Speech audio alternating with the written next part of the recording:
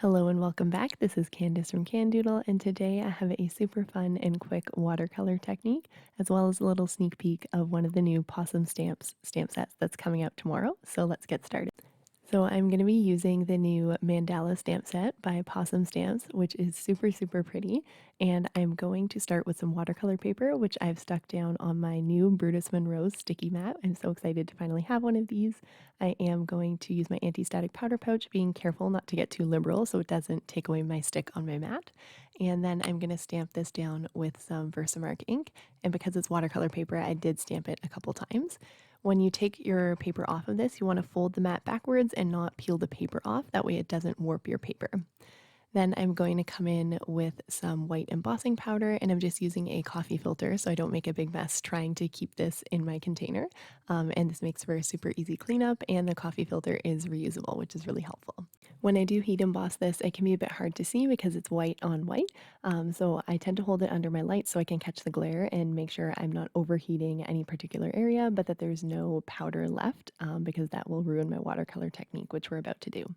So first I'm going to pick out some colors, and I'm picking ones that are going to resemble the color palette challenge for this month at Pawsome Stamps, which I definitely encourage you to join. And I will link that down below with all the information. And I am using my Tombow dual brush pens as well as the Artist Loft Michaels version. I just kind of picked the colors that went along with the palette. And then I'm going to come in and just scribble them down on my watercolor paper. I'm not being super careful about this. I know it does look a bit like a hot mess as we go. But with this technique, if you keep going, it will look good in the end. And it's really forgiving, which is quite nice. I was only mindful not to put colors beside each other that could turn into mud, and you'll see why in a second. So I put my pinks and purples toward the center, then blue, and then out to green. That way my green and purple don't come into contact. And then once I am done doing all that coloring, I'm going to get out my little tool here, which is really just a piece of cardboard with a page protector on it. And I'm going to very liberally spray my water on there.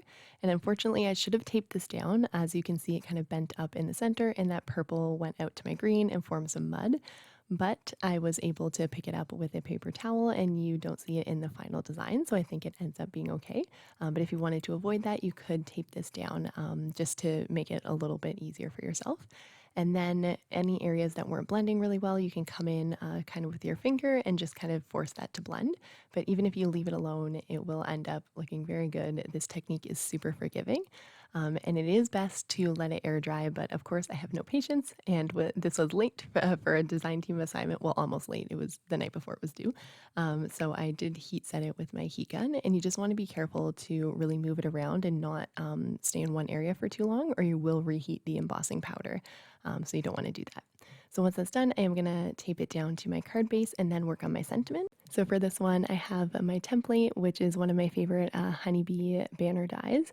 And I cut out a gray piece of cardstock to make my sentiment banner. And then I'm going to heat emboss the thanks so much sentiment on there. I always need thank you cards, so I thought that this would be a really good one for that.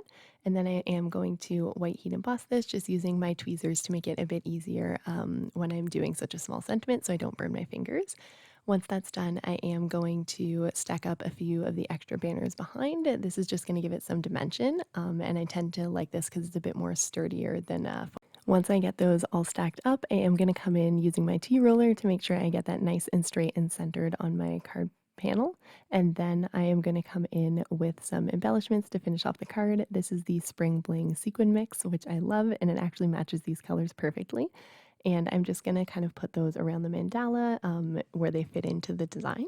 And that is the final card. I hope you enjoyed today's technique. I haven't really done a technique video in a while, so I thought that this was a good one. If you're interested, the Pawsome Stamps release comes out tomorrow, and it has some very, very cute stuff, I will admit, that I'm very excited to work with.